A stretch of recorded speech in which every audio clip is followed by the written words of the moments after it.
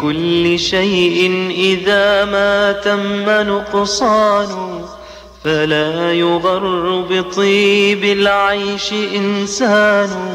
نحمده ونستعينه ونستغفره ونعوذ بالله من شرور أنفسنا وسيئات أعمالنا. من يهده الله فلا مضل له ومن يضلل فلا هادي له. أشهد أن لا إله إلا الله وحده لا شريك له وأشهد أن محمدا عبده ورسوله. أما بعد السلام عليكم ورحمة الله وبركاته. Toute la louange appartient à Allah et que les prières soient sur le noble des messagers, le prophète Muhammad, ainsi que sa famille et tous ses compagnons, ainsi que les prédécesseurs pieux et nous autres qui suivrons les pas de ces derniers jusqu'au jour de la rétribution. Suite à quoi, chers frères en islam, nous continuons le chemin avec ces documents précieux et qui nous tire déjà vers sa fin, car peut-être avec la fin de cette semaine, nous allons finir avec ces documents. Laftatul Kabid ila Nasihatil Walad.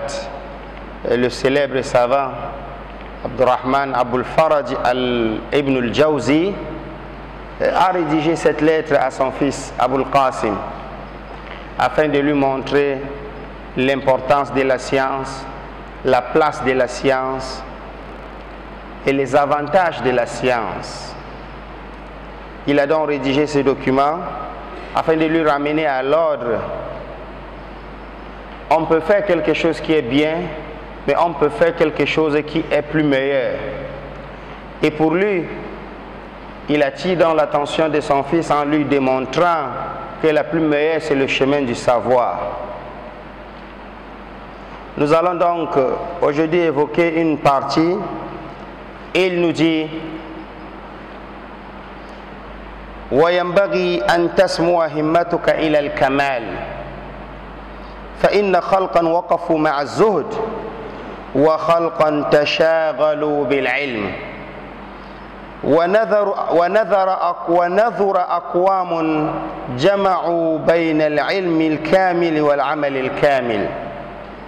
واعلم أني قد تصفحت التابعين ومن بعدهم فما رأيت أحظى بالكمال من 4 أنفس: سعيد بن المسيب وسفيان الثوري والحسن البصري وأحمد بن حنبل. وقد كانوا رجالا إنما كانت لهم همم ضعفت عندنا، وقد كان في السلف خلق كثير لهم همم عالية. فإذا أردت أن تنظر إلى أحوالهم فانظر إلى كتاب صفة الصفوة، وإن شئت أخبار سعيد وأخبار سفيان وأخبار أحمد بن حنبل، فقد جمعت لكل واحد منهم كتابا.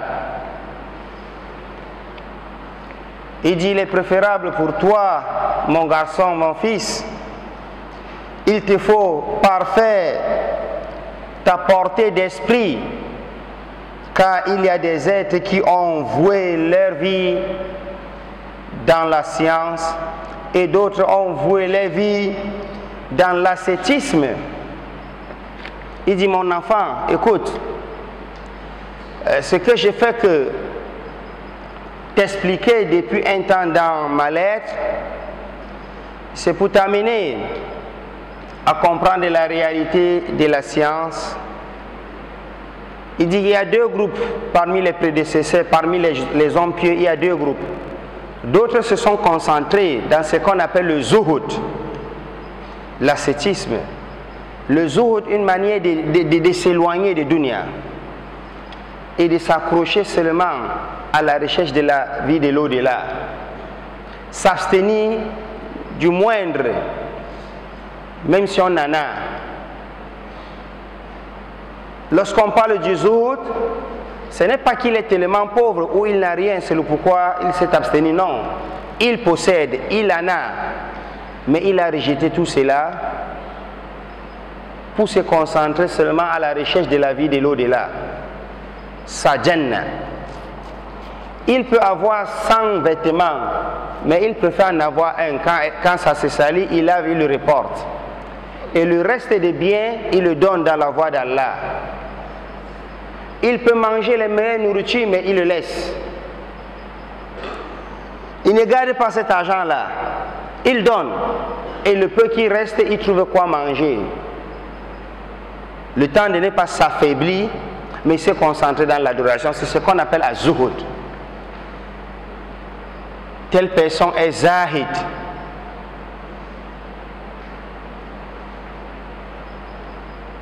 Mais le zuhud seul, malgré tous ses avantages, n'est pas meilleur à la recherche de la science et son enseignement.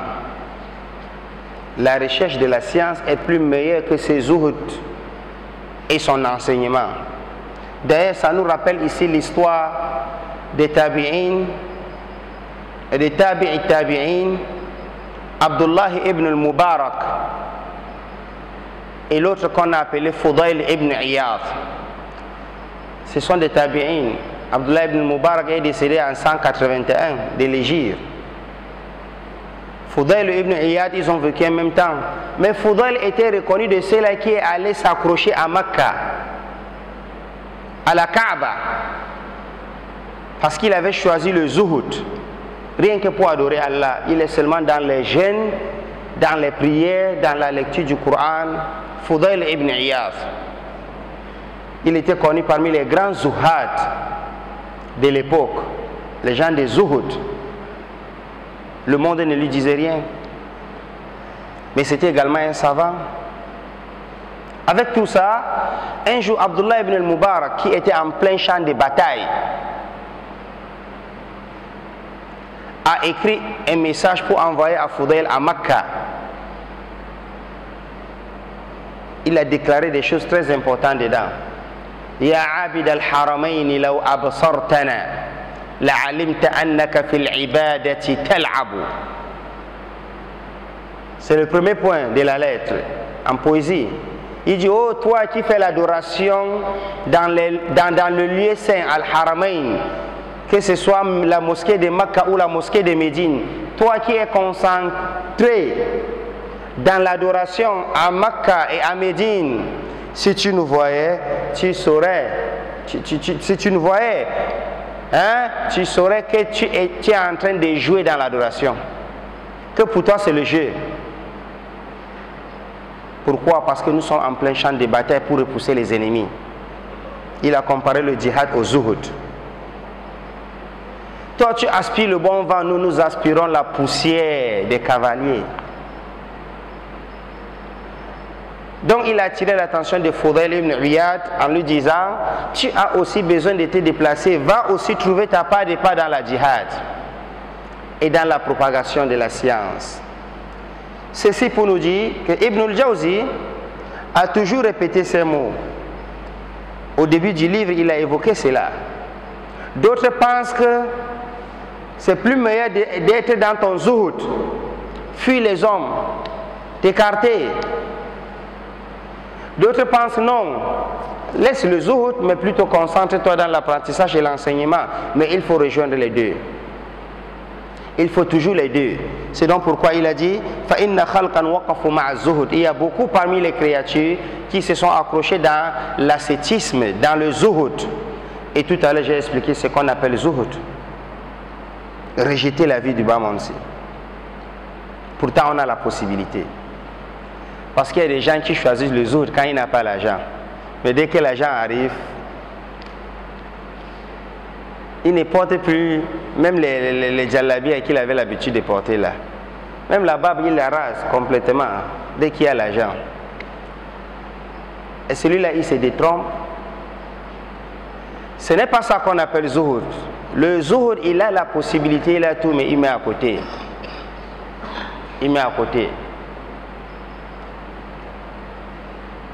Nous attirons donc l'attention des gens d'être très prudents. Aujourd'hui, le dunya nous emporte, la pauvreté nous abstient. Dès qu'il y a un peu l'autosuffisance, allez. on se retrouvait dans ce qui n'est pas permis. Donc c'était la pauvreté qui nous bloquait, contrairement au zuhud. Le zuhud, il y a tout, mais on ne garde pas. On donne pour la cause d'Allah et on se limite avec le peu qu'on a, le temps d'avoir la force et autres, et adorer Allah, la vie et l'adoration. Il y a beaucoup de créatures, il dit à son fils, qui ont choisi le zuhud, et d'autres tashagalu bil ilm. Ils se sont concentrés dans la recherche de la science et son enseignement. Mais il y a peu qui ont réuni entre la connaissance et la mise en pratique de cette connaissance, et en même temps le zuhud. Il dit qu'il y a peu, parmi lesquels il a cité, il dit, j'ai parcouru des feuilles, des pages et des documents, j'ai parcouru l'histoire des prédécesseurs, mais j'ai trouvé qu'il n'y avait pas plus meilleur que les 4 tabi'in là. Les 4 personnes, parmi les 4 personnes, il y a des tabi'in et il y a des tabi'in. Il dit, j'ai parcouru l'histoire des prédécesseurs, bien sûr, après les sahaba. Après les sahaba. Parce qu'un non-sahaba ne peut pas avoir la place du sahaba. La valeur du messager d'Allah, sallallahu alayhi wa sallam. Nos prédécesseurs disent, celui qui a vécu 1 heure du temps avec le messager d'Allah, c'est fini. Étant croyant. Donc ici, on parle au-delà des sahaba. Pour les compagnons, Allah a déjà fait tout pour eux. Il les a agréés, il les a acceptés, il les a pardonnés. Faites ce que vous voulez, j'ai déjà pardonné pour vous. Ça, c'est les sahaba. Faqad ghafartu lakum. Les gens qui ont soutenu la religion d'Allah. Si tu veux comprendre, ça rentre dans la logique. Un des prédécesseurs, quand il faisait riposte aux chiites, il dit, vous vous amusez, hein? Allah a vu toutes ces créatures humaines, de Adam jusqu'au dernier, et il a choisi le meilleur parmi eux, Muhammad sallallahu alayhi wa sallam.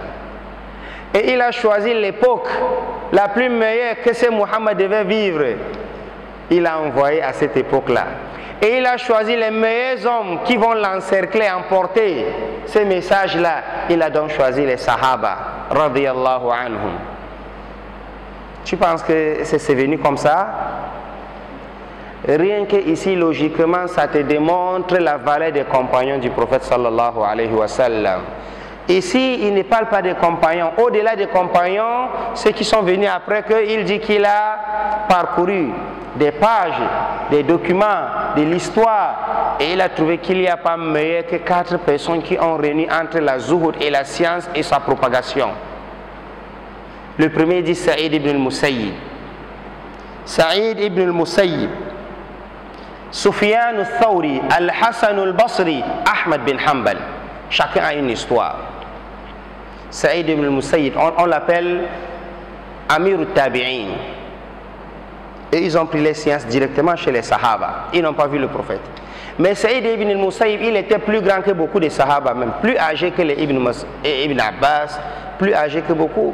Mais il n'a pas eu la chance de rencontrer le prophète sallallahu alayhi wa sallam. Ça fait partie d'un des grands tabi'in. Raison pour laquelle même dans le domaine de l'ilm al-hadith, quand on parlait de mursal, hein, on dit que le mursal de Saïd ibn al-Musayyib est considéré très bien, pas mursal. Quand un tabi'in dit que j'ai écouté le prophète dire, le prophète a dit, mais il n'a pas vécu avec le prophète. Comment donc son hadith est considéré complet? Ça c'est le domaine de Mustala ilm al-hadith. On dit, quand c'est les grands tabi'in tels que Saïd ibn al-Musayyib, son hadith est authentique. Même s'il a dit, le prophète a dit, parce que généralement on a contrôlé, partout on a vu qu'il y a un lien entre lui et un sahaba. Saïd ibn al-Musayyib, Sufyan al-Thawri, du côté de Bagdad et autres. Saïd ibn al-Musayyib, du côté de Mecca. C'était des hommes. Non seulement ils avaient la science et ils l'ont propagée, ils ont enseigné la science. Mais également, c'était des gens qui étaient très loin de dunya. Ils n'avaient pas le temps de regrouper les biens. le père savant est en train d'attirer l'attention de son fils. Il dit, va lire l'histoire des prédécesseurs. C'est important. Va lire l'histoire des hommes. Peut-être cela pourrait t'ajouter beaucoup d'énergie. Par le biais du frère qui s'est engagé à essayer de partager les petits enseignements qu'on retrouve dans plusieurs mosquées des sunnites, j'ai découvert aussi un autre enseignant qui est en train d'enseigner un document important, la vie des Sahaba, ou bien les hommes autour du prophète. Ces genres de documents nous remontent et nous activent. Tu te retrouves que tu es zéro. Qu'est-ce que tu fais même? Tu es zéro. C'est donc pourquoi il dit à son fils de parcourir dans la documentation des prédécesseurs. Et que lui, à son niveau, il a trouvé qu'il n'y avait pas plus meilleur que cela. Si tu veux, va lire le document Sifat Safwa. C'est aussi le document des papas. C'est-à-dire c'est Ibn al-Jawzi qui a aussi ces documents-là. Sifat Safwa, Akhbar Sa'id, la biographie ou bien l'histoire de Sa'id ibn al-Musayyib, l'histoire de Sufyan, l'histoire de Ahmed bin Hanbal, Al-Hassan al-Basri. Ça, c'était des hommes.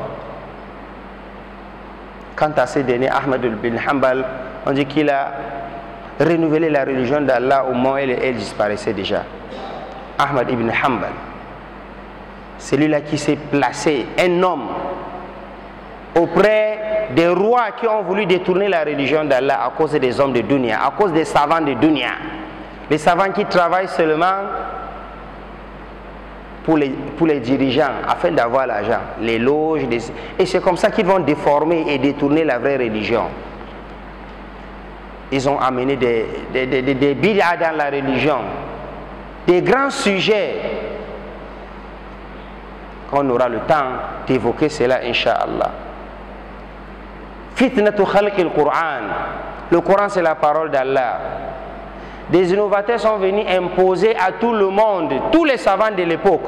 Ahmed bin Hanbal est décédé en 240 de l'Hégire.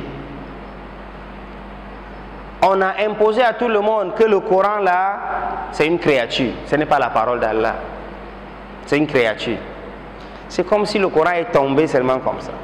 Pourtant, Allah nous dit c'est sa parole. Il a parlé, il a lu. Djibril a écouté. Djibril est arrivé à son tour, lit au messager d'Allah. Le message d'Allah, la parole d'Allah.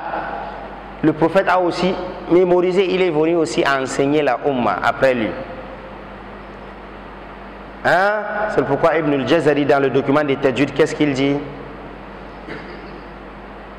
والأخذ بالتجويد حتم لازم من لم يجود القرآن آثم لأنه به الإله أنزل وهكذا منه إلينا وصل. C'est comme ça que c'est arrivé chez nous. Ahmed bin Hanbal, il faisait partie de ceux-là qui ont refusé. On emprisonnait des savants. Tout le monde avait peur de parler. Tout le monde avait peur de parler. Le courage, l'homme, il a dit non. Si nous acceptons que le Coran c'est une créature, c'est fini. Le Coran est une caractéristique d'Allah. C'est un attribut d'Allah parce que c'est la parole d'Allah. On peut simplifier, pourtant c'est quelque chose de très important. C'est une mas'ala de aqidah. Niveau élevé d'ailleurs. C'est pourquoi on a toujours dit qu'on a beaucoup à connaître de la sunna. On a beaucoup à connaître du aqidah, de la sunna, de la tawhid. On n'a rien fait. Donc Ahmed bin Hanbal a été emprisonné. 3 rois, il a vécu avec 3 rois. Parmi les grands sultans de l'islam, les empereurs. Jusqu'à ce qu'Allah a voulu propager sa religion avec lui, Ahmed bin Hanbal. En dernier, on le fait ressortir de la prison. Devant tous les grands hommes, élites importants, et on a amené ces djahs et ces grands savants de la bid'a là, et lui seul il les a repoussés tout avec le Coran et la Sunna. Et tout le monde est sorti de sa cachette parmi les savants même. On tuait quelqu'un parce qu'on voulait l'imposer.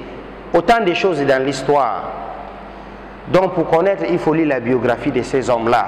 Il a dit à son fils, à ton tour va aussi lire la biographie de ces personnes là. tu vas retrouver dans mon document Sifatou Safwa. Dans le document que j'ai spécifié, rien que pour cela, il y a un document Akhbar ou Saïd. Mais vous voulez l'assistance d'Allah et à votre tour, vous ne soutenez pas la religion d'Allah, ça ne peut pas donner. L'autre verset, Allah dit Fazkuruni, souvenez-vous de moi. Souvenez-vous de moi. C'est-à-dire dans ma prescription, dans la mise en pratique de ce que je veux de vous. C'est lui qui nous a créés. S'il veut là, on ne te voit plus, tu n'es plus là. Et c'est lui qui dit de te souvenir de lui. Une façon de dire, souvenez-vous de pourquoi je vous ai créé. Pour m'adorer. S'il vous plaît, chaque jour avant de dormir, médite ces parties ici, médite ces versets ici, médite-le. Tu prendras un bon chemin. Méditez quoi? Pourquoi Allah m'a créé? Pourquoi il m'a envoyé dans ce dunya-ci? Pourquoi? Souvenez-vous d'Allah. Allah dit, je me souviendrai de vous. Le dernier verset, Allah dit, remplissez mon pacte. C'est un pacte. Il vous a créé de l'adorer. Et depuis, avant même que vous ne sortez, vous avez signé ce pacte-là. وَإِذْ أَخَذَ رَبُّكَ مِنْ بَنِي آدَمَ مِنْ ظُهُورِهِمْ ذُرِّيَّتَهُمْ وَأَشْهَدَهُمْ عَلَى أَنفُسِهِمْ أَلَسْتُ بِرَبِّكُمْ قَالُوا بَلَى. Dans Surat Al-A'raf. Avant même de sortir, on a déjà signé le pacte-là avec Allah de l'adorer seul, sans l'associer. Donc il dit, souvenez-vous, remplissez mon pacte, je remplirai votre pacte, Inch'Allah. Alors, il dit à son fils, prends garde de ne pas te limiter à la science sans son application. La science sans son application n'a plus d'importance. Ça n'a plus d'importance, car ceux qui ont rejoint la cour des princes, il attire l'attention de son fils, ceux qui ont rejoint la cour des princes, la cour des rois, c'est-à-dire les savants, qui sont là pour leur intérêt, et ceux qui ont porté de l'intérêt au milieu mondain, ils sont seulement de l'autre côté. Ce qui est important pour eux, c'est le monde et c'est le dunya. Ils sont entourés autour des chefs, autour des responsables, et il est des guides, désorientés. Il y a un problème d'héritage, ce sont eux qui activent pour manger le bien des orphelins. Il rend illicite ce qui est licite parce qu'il veut que le boss ou le chef lui donne quelque chose. Il dit, gare à toi, méfie-toi de ceux-là qui rejoignent la cour des princes ou ceux qui ont porté de l'intérêt au milieu mondain.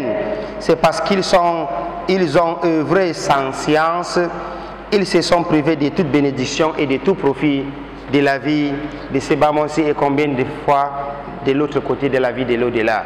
Alors, nous prions donc qu'Allah subhanahu wa ta'ala nous maintienne dans la voie de la droiture et qu'il nous enseigne une bonne science afin de mettre cela en application. C'est pour nous, ce n'est pas pour les autres, parce qu'on a besoin d'être sauvé devant Allah subhanahu wa ta'ala. Adorer Allah dans la lumière et connaître qu'on n'est pas venu dans ce monde-ci pour rester.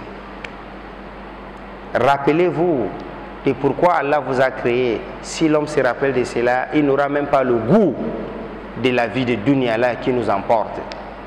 C'est donc pourquoi il faut s'accrocher à cette zuhud légale, halal, et en même temps la science et son application afin de réussir et d'être sauvé. Qu'Allah subhanahu wa ta'ala nous maintienne dans la voie de la droiture et qu'il nous assiste à tout instant, à tout moment. Subhanakallahumma bihamdik ashhadu an la ilaha illa ant astaghfiruka wa atubu ilayk wa sallallahu wa sallim ala nabiyyina Muhammad wa ala alihi wa sahbihi ajma'in. Subhana rabbika rabbil izzati amma yasifun wa salamun ala al-mursalin walhamdulillahi rabbil alamin.